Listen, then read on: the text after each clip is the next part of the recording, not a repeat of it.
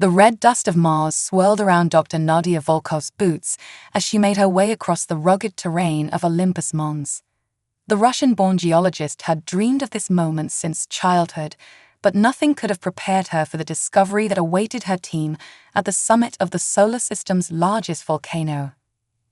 "Dr. Volkov, you need to see this," crackled the voice of her colleague, Dr. Amit Patel, through her helmet comm. The urgency in his tone made Nadia quicken her pace, careful not to lose her footing on the treacherous Martian slope. As she crested the ridge, Nadia's eyes widened behind her faceplate. There, nestled in a previously uncharted crevasse, was a structure that defied explanation. Its sleek, obsidian surface absorbed the harsh Martian sunlight, creating an unsettling void against the rusty landscape. "Is that artificial?" Nadia breathed, her mind racing to process the implications.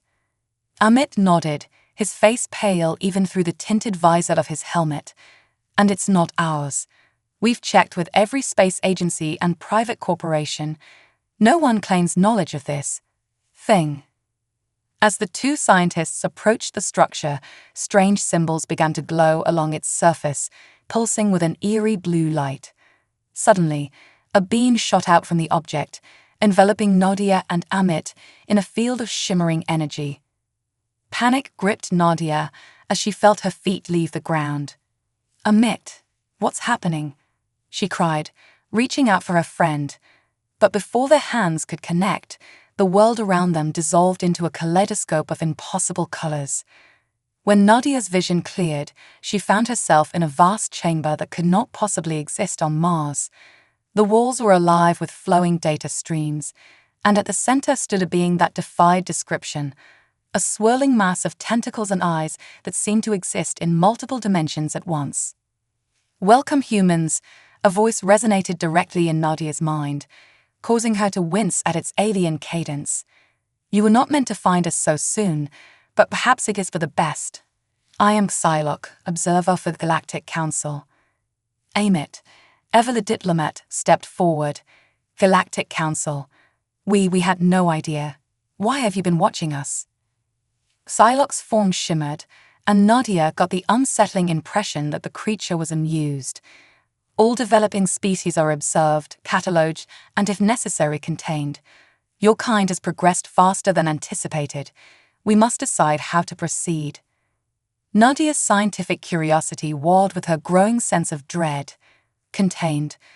What gives you the right to decide the fate of our entire species?"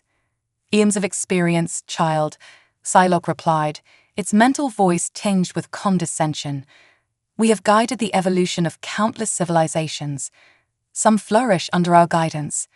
Others require more direct intervention." As Psylocke spoke, images flashed through Nadia's mind. Worlds teeming with alien life, grand civilizations rising and falling, and terrifying glimpses of planets reduced to ash and ruin. "Your species stands at a crossroads," Psylocke continued. "Your potential for greatness is matched only by your capacity for self-destruction. The Council must determine whether you will be an asset to the galactic community or a threat to be neutralized." Amit stepped closer to Nadia, his voice low. "We need to warn Earth. If these beings have the power to destroy entire planets." Nadia nodded, her mind racing. "Psylocke," she called out, mustering all her courage. "We appreciate your concern for our development, but humanity has overcome countless challenges on our own. We deserve the chance to forge our own path among the stars." The alien observer's form pulsed with an unreadable emotion. Bold words, human. But the Council's decision will not be swayed by mere bravado. You will be returned to your world with no memory of this encounter. When the time comes, your species will be judged. Before Nadia could protest, the chamber began to fade around them. She reached out, desperate to grasp some tangible evidence of their experience, but her hands passed through the dissolving alien technology like smoke. In a flash, Nadia and Amit found themselves back on the windswept surface of Mars, the mysterious structure nowhere to be seen. They stared at each other in confusion, a nagging sense that something momentous had just occurred tugging at the edges of their minds. "Did we find something?" Amit asked, his brow furrowed. Nadia shook her head, trying to clear the fog from her thoughts. I'm not sure, but I have the strangest feeling that we need to get back to Earth. Fast." As the two scientists made their way back to their base camp, neither noticed the faint, alien signal pulsing from their suit computers, a hidden message that would soon catapult humanity into a cosmic game of survival they never knew they were playing. Unbeknownst to Nadia and Emmett, their encounter had set in motion a chain of events that would challenge the very foundations of the Galactic Council's power. Humanity's time of blissful ignorance was coming to an end, and the stars themselves would soon bear witness to the indomitable spirit of a species that refused to be contained. 6 months after the mysterious incident on Mars, Dr. Nadia Volkov found herself in an unprecedented situation. She stood before the United Nations Security Council, her hands trembling slightly as she gripped the podium. The room was filled with tense silence, world leaders and military officials hanging on her every word.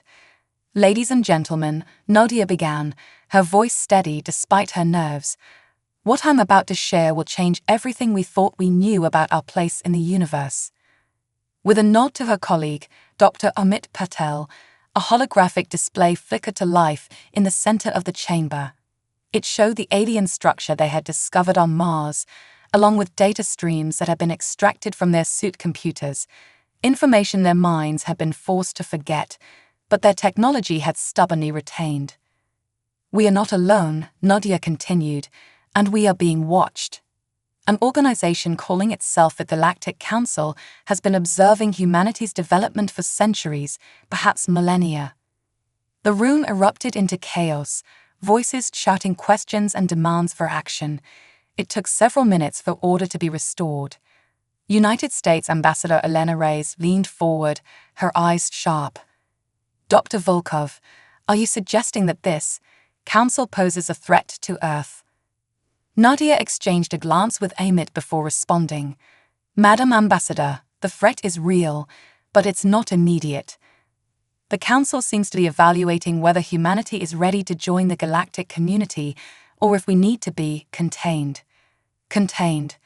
The Chinese representative, Wei Zhang, spat the word out like a curse. And who gave them the right to make such a decision? Before Nadia could respond, alarms blared throughout the building. General Marcus Blackwood, head of Earth's newly formed Space Defense Initiative, burst into the room. "Mr. Secretary General," he addressed the UN leader, "we have multiple unknown objects entering Earth's atmosphere. They're not responding to hails, and they're moving faster than anything we've ever seen." As if on cue, the lights in the chamber flickered and died, plunging the room into darkness. When emergency power kicked in moments later, the delegates gasped in collective shock. Standing in the center of the room, where the holographic display had been, was a being of shimmering energy, a projection of the alien Psylocke. "Greetings, leaders of Earth," Psylocke's mental voice reverberated through everyone's minds. "Your species has progressed more quickly than anticipated. The time has come for formal evaluation." Ambassador Reyes stood, her face a mask of diplomatic calm. "We welcome the opportunity for peaceful dialogue, but this unannounced incursion into our airspace and our governing bodies is a violation of our sovereignty." Psylocke's form pulsed with what might have been amusement. "Sovereignty? You speak of concepts you barely understand, young one. The Council has guided the development of countless civilizations. Some flourish under our guidance. Others require adjustment." General Blackwood stepped forward, his hand instinctively moving to the side-on he wasn't wearing. "Is that a threat?" "Merely a statement of fact," Psylocke replied. "Your species stands at a crossroads. You have shown remarkable potential, but also a disturbing propensity for violence and self-destruction. The Council must determine whether you will be an asset to the galactic community or a threat to be neutralized." The room fell into stunned silence as the implications of Psylocke's words sank in. It was Nadia who finally broke the tension, stepping closer to the alien projection. Psylocke, she said, her voice steady, you speak of guiding civilizations, but true growth comes from within. Humanity has faced countless challenges and overcome them through our own ingenuity and determination. We may be young by your standards, but we have the right to forge our own path among the stars. The alien observer's form shimmered, its multitude of eyes focusing on Nadia. Bold words, human. But the Council's decision will not be swayed by mere rhetoric. You will be given a series of tests to prove your worth. Fail, and your species will be contained for the greater good of the galaxy. Before anyone could respond, Psylocke's projection vanished, leaving the world leaders to grapple with the enormity of what they had just witnessed. In the days that followed, Earth was thrown into a frenzy of preparation. Governments pooled resources, setting aside old rivalries in the face of this cosmic judgment. Scientists worked around the clock to decipher the alien technology left behind by Psylocke's visit, hoping to gain any advantage in the trials to come. Dr. Nadia Volkov found herself at the center of Earth's efforts, working alongside brilliant minds from around the world.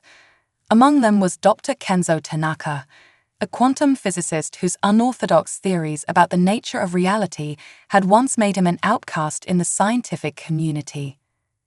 The key to beating their tests, Kenzo explained during a late-night strategy session, is to think beyond the limits they expect of us. We need to show them that humanity's greatest strength is our ability to innovate, to see possibilities where others see only obstacles. As the first of the Council's tests approached, a sense of grim determination settled over the planet.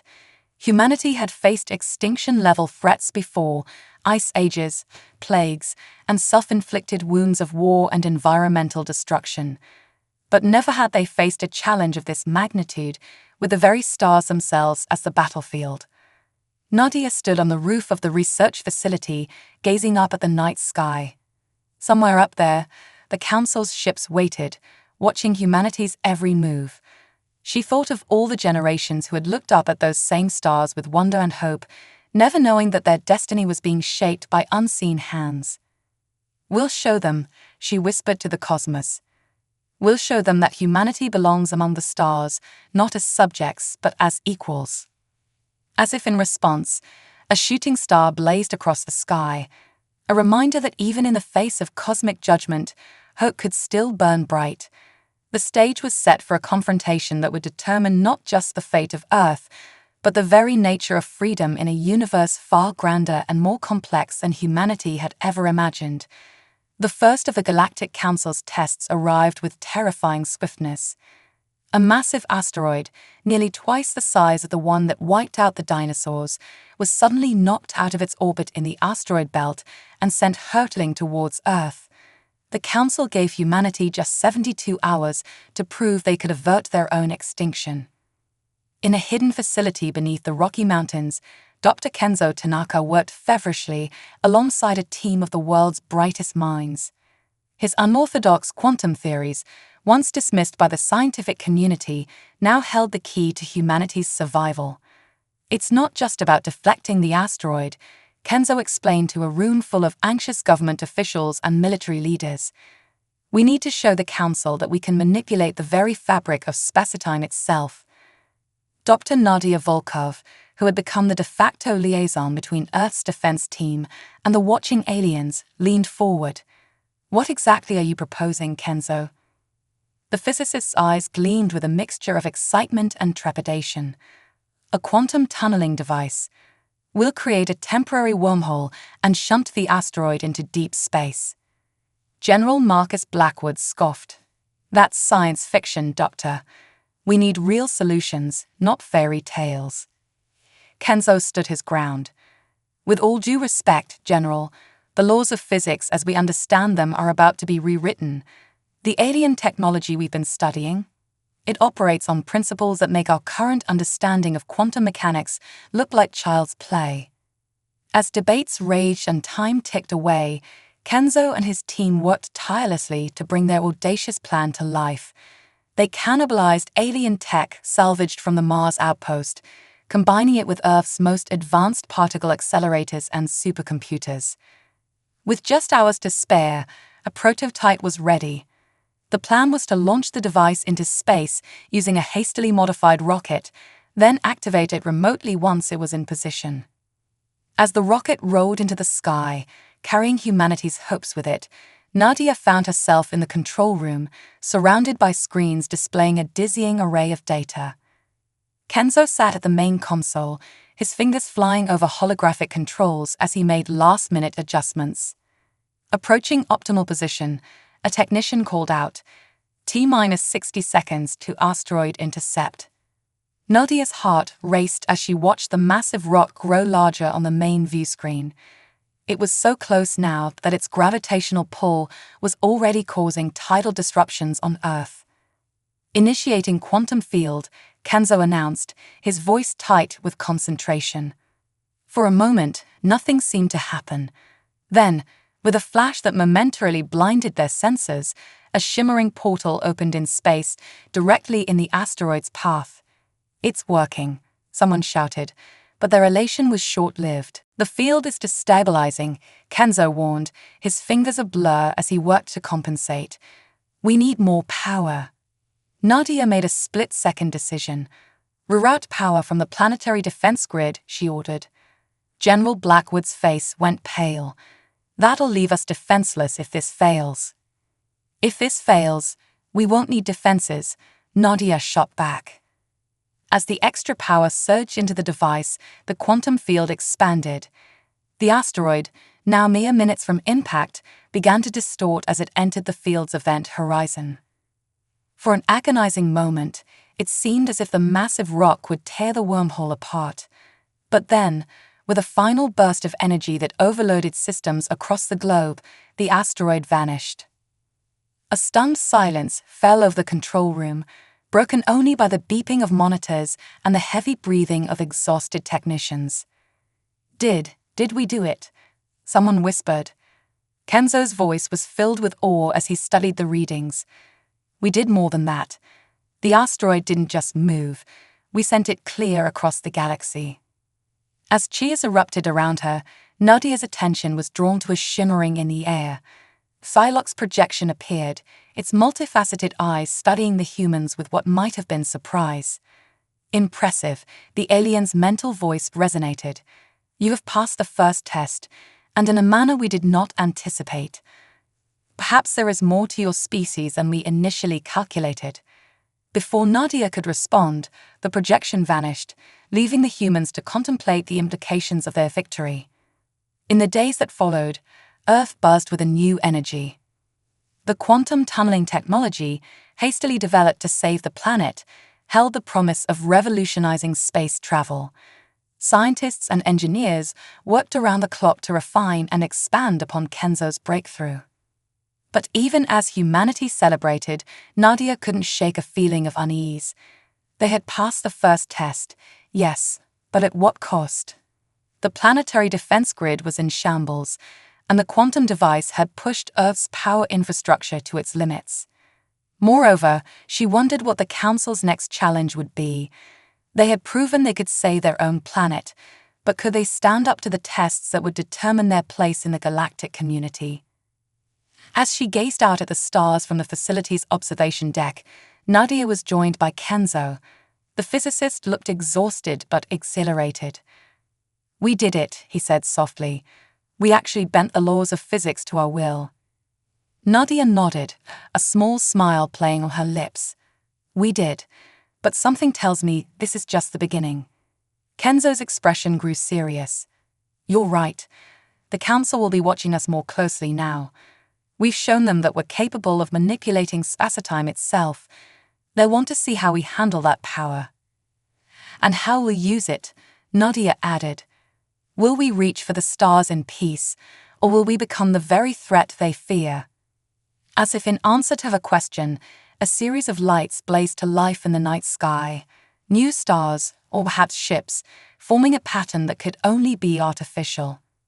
"Looks like we're about to find out," Kenzo murmured. The quantum leap humanity had made to save itself had changed the game.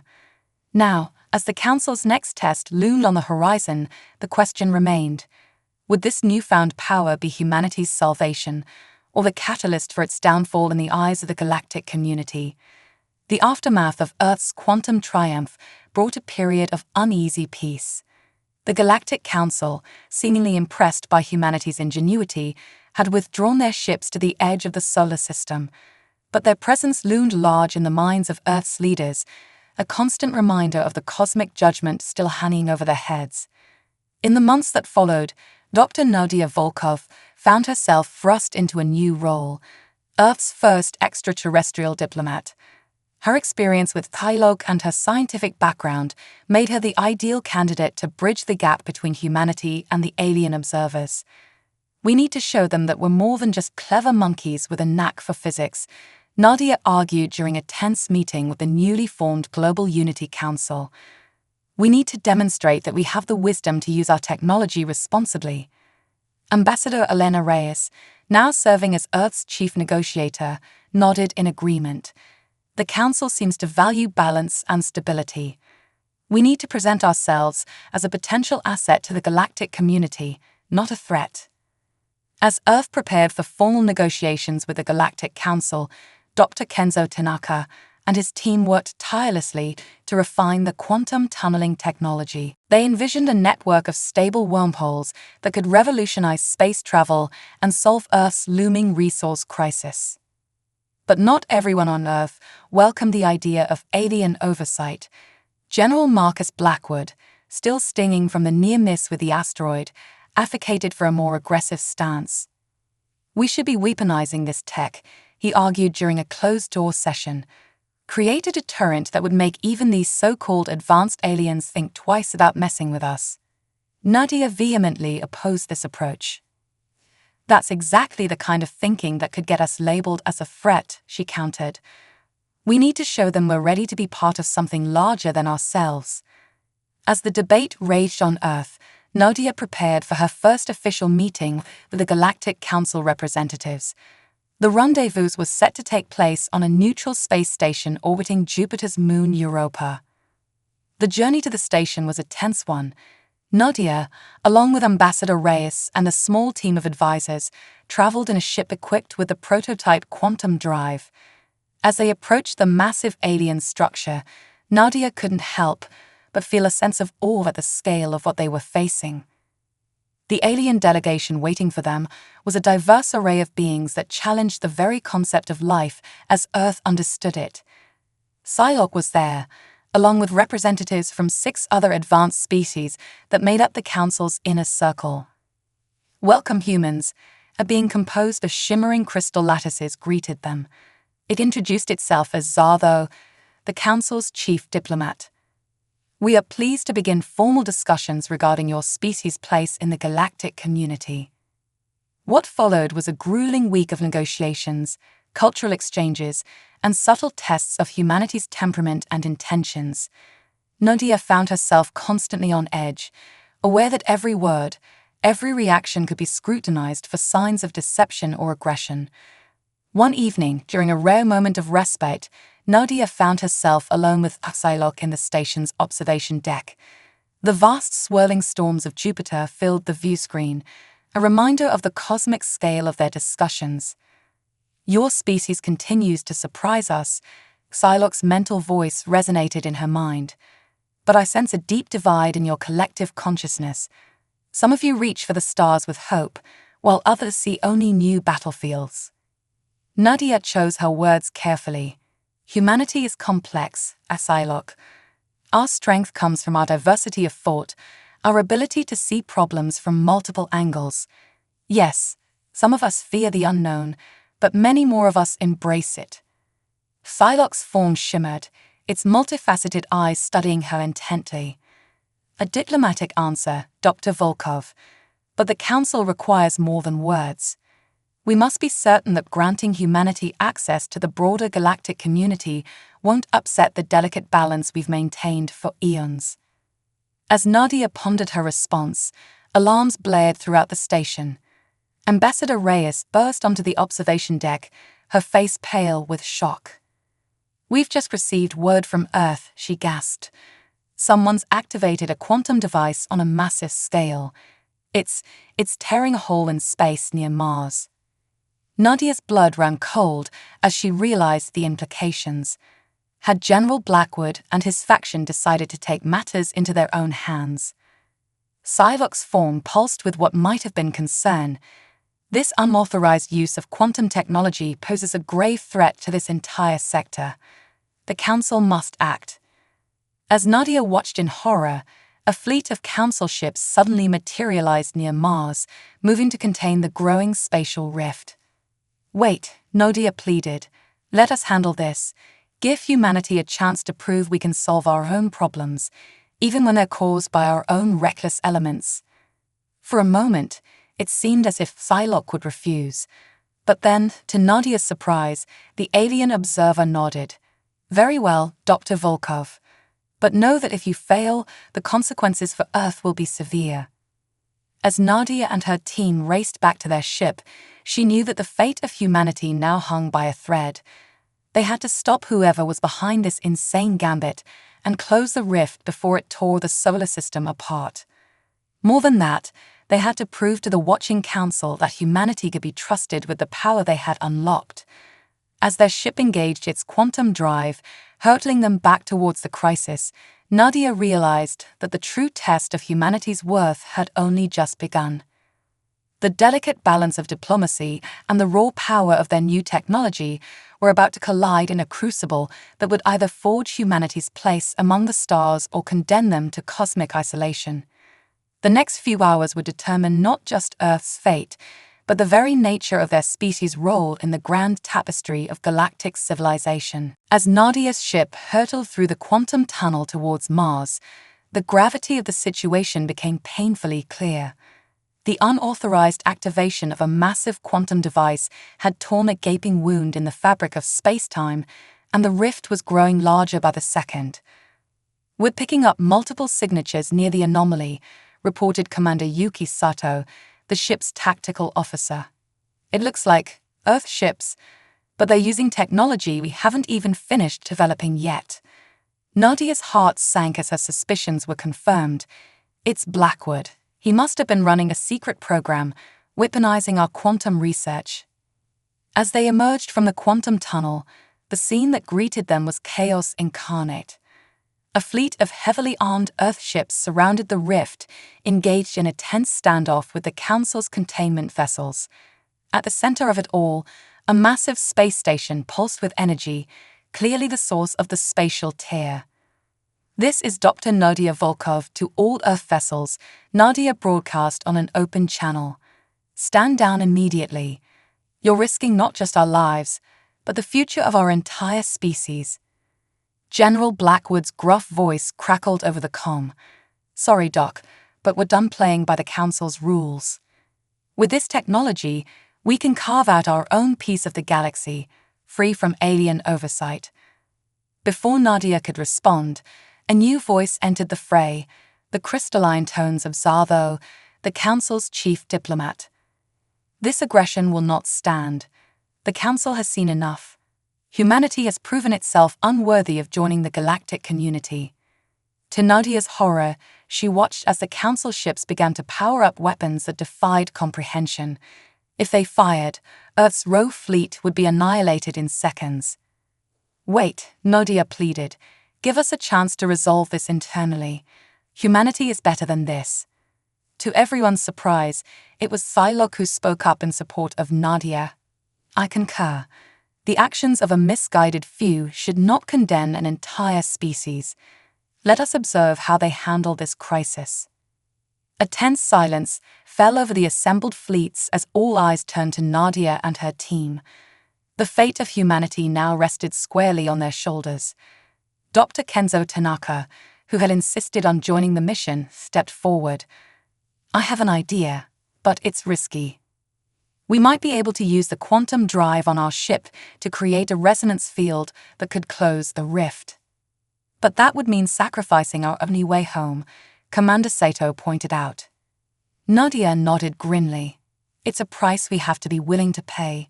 Kenzo, start the calculations. Yuki, get us as close to that rift as you can." As their ship maneuvered through the chaos, Nadia opened a channel to General Blackwood's flagship. "Marcus, listen to me. This isn't the way. We have a chance to be part of something greater than ourselves, to learn and grow alongside species that have explored the cosmos for millions of years. Blackwood's resolve seemed to waver. And what happens when they decide we're too dangerous? When they choose to contain us for the greater good? Then we face that challenge together as a united human race, Nadia countered, not as a fragmented species torn apart by fear and mistrust. For a moment, it seemed as if Blackwood might stand down. But then, one of his overzealous captains opened fire on a council ship, shattering the fragile detent. "Now!" Kenzo shouted as their ship reached the optimal position. Nadia gave the order, and their quantum drive engaged at full power. The ship shuddered as exotic energies poured into the rift. For a terrifying moment, it seemed as if they had only made things worse. The tear in space-time expanded rapidly, threatening to swallow everything in its path. But then, just as all hope seemed lost, the rift began to collapse in on itself. Nadia and her team watched in awe as their desperate gambit paid off, the quantum anomaly shrinking until it winked out of existence with a final burst of energy. As the dust settled, Nadia found herself face to face with a holographic projection of the full Galactic Council. The assembled alien beings regarded her with a mixture of curiosity and what might have been respect. Zartho spoke first. "You have averted a catastrophe of your own making, at great personal risk. This complicates our assessment of your species." Phylok's mental voice resonated with a hint of what Nadia thought might be approval. "Perhaps we have been too hasty in our judgment. Humanity has shown not only technological aptitude, but also the wisdom to recognize their own flaws." To Nadia's surprise, other members of the council began to speak up in support of humanity. The being of living flame, introduced as Pericole, argued passionately for giving Earth a chance to prove itself further. As the council debated, Nadia realized that their actions had done more than just save their solar system. They had sown the seeds of discord within the council itself. Some members now questioned the wisdom of their non-interference policies, while others remained steadfast in their caution. Finally, Zartho turned back to Nadia. "The council is divided on how to proceed with Earth. Therefore, we propose a compromise. Humanity will be granted provisional status in the galactic community, with close observation. Your actions in the coming cycles will determine your ultimate fate." As the council's projection faded, Nadia felt a weight lift from her shoulders. They had done it. Earned humanity a chance to prove its worth on the cosmic stage. But as she looked out at the assembled fleets, Earth's ships intermingled with the awe-inspiring vessels of the council races, Nadia knew that the real challenge was just beginning. They had shattered the council's power over Earth, but in doing so, they had set in motion changes that would ripple across the galaxy. The stars beckoned, filled with both promise and peril.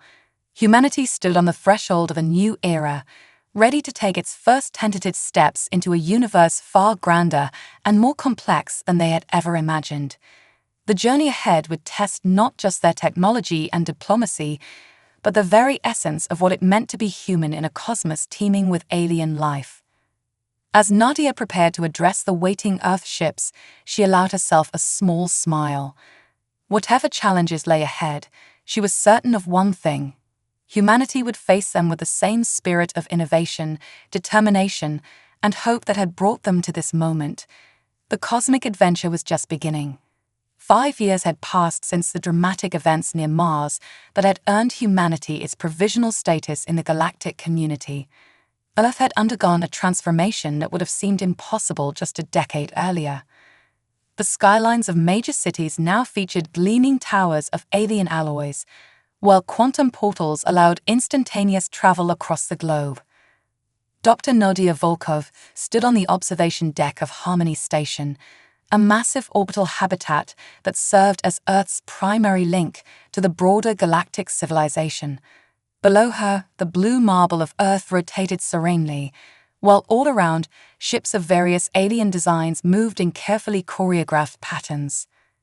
Quite a view, isn't it? The familiar mental voice of Phylok resonated in her mind.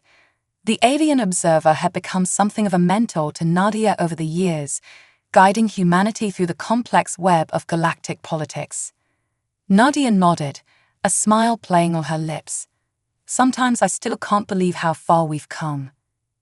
But despite the outward signs of progress, Nadia knew that humanity's position remained precarious. The Galactic Council was still divided on Earth's ultimate fate, and there were factions within human society that resisted the changes brought by alien contact. As if on cue, alarms blared throughout the station. Dr. Kenzo Tanaka's voice came over the comm system, tight with urgency. "Nadia, we've got a situation. A group of isolationists has taken control of the quantum gate in New Sydney. They're threatening to overload it if we don't cut ties with the galactic community." Nadia's heart raced as she rushed to the command center. The quantum gates, a network of stable wormholes linking Earth's major cities, were the backbone of their new global infrastructure. An overload could be catastrophic. As she entered the bustling control room, Nadia was greeted by a holographic display of the crisis. Ambassador Elena Reyes was already there, coordinating with Earth's security forces. "We can't give in to their demands," Elena insisted, but a direct assault could trigger the very overload we're trying to prevent. Nadia studied the diagram of the quantum gate, an idea forming in her mind. What if we could shut it down remotely? "Kenzo, is there a way to use the quantum entanglement principles we've been studying to sever the gate's connection to the network?" Kenzo's eyes lit up with excitement. "Theoretically, yes, but we'd need access to the primary control node, and that's on the Galactic Council's hub world." Nadia turned to Psylocke, who had materialized beside her. "We need the Council's help. This is our chance to show them that we can handle internal threats responsibly." The alien observer pulsed with what might have been approval. "I will convene an emergency session, but be warned, some on the Council still see humanity as a potential threat. This crisis may be viewed as evidence supporting that position." As Psylocke vanished to gather the Council, Nadia and her team raced against time to prepare their plan. They would have one shot at convincing the assembled alien races to grant them access to the technology needed to resolve the crisis peacefully. Hours later, Nadia found herself standing before the full Galactic Council, a diverse array of beings representing the most advanced civilizations in the known universe. The vast chamber hummed with tension as she made her case. "Honored members of the Council," Nadia began, her voice steady despite her nerves, "Earth stands at a crossroads. The very technology that has allowed us to join the galactic community is now being used as a weapon by those who fear change. We come before you not to ask for intervention, but for the tools to solve this crisis ourselves." Murmurs rippled through the assembled aliens. Zartho, the crystalline diplomat, spoke up. "And if we grant you access to the control node, what assurance do we have that this technology won't be misused in the future?" Nadia took a deep breath. "None. But that's the point. Trust isn't about guarantees. It's about faith in the potential for growth. Humanity has made mistakes, yes, but we've also shown our capacity for innovation, compassion, and self-correction. We ask you to believe not in what we are, but in what we can become." As debate raged among the council members, Nadia felt the weight of human history on her shoulders. This was more than just a test of their technological prowess. It was a referendum on humanity's very nature. Finally, after what seemed like an eternity, Psylocke's mental voice cut through the clamor. "I move that we grant Earth access to the control node under supervision. Let us see if they can live up to the potential we've glimpsed." To Nadia's relief, a majority of the council voted in favor. Within moments, she and Kenzo were interfacing with technology beyond their wildest dreams, working to shut down the quantum gate half a world away. Back on Earth, the isolationists watched in disbelief as their captured gate simply winked out of existence, severed from the network without triggering the catastrophic overload they had threatened. As news of the crisis's peaceful resolution spread, Nadia felt a swell of pride in her species. They had faced a challenge that could have torn their society apart and emerged stronger, more united in their commitment to a shared future among the stars. In the years that followed, Earth's status in the galactic community solidified. Human innovations, born from the unique crucible of their tumultuous history, began to influence alien cultures in unexpected ways. The quantum tunneling technology, refined and expanded, opened up new frontiers of exploration and commerce. But perhaps most importantly, humanity's journey had forced the Galactic Council to re-examine its own policies. The age of silent observation and non-interference was coming to an end, replaced by a more dynamic, collaborative approach to guiding developing civilizations. As Nadia stood once again on the observation deck of Harmony Station, gazing out at the star-studded expanse, she reflected on the long, strange journey that had brought humanity to this point. They had shattered the Council's power not through force, but by challenging its fundamental assumptions about the nature of cosmic citizenship. The path ahead was far from certain, filled with challenges and opportunities beyond imagination. But Nadia knew that whatever the universe had in store, humanity would face it with the same spirit of curiosity, determination, and hope that had carried them to the stars. As if to punctuate her thoughts, a sleek ship of human design emerged from a nearby quantum portal, its hull gleaming with the promise of new discoveries. Humanity had not just found its place among the stars, it had begun to shape the very future of galactic civilization. The cosmic adventure, Nadia realized with a smile, was only just beginning.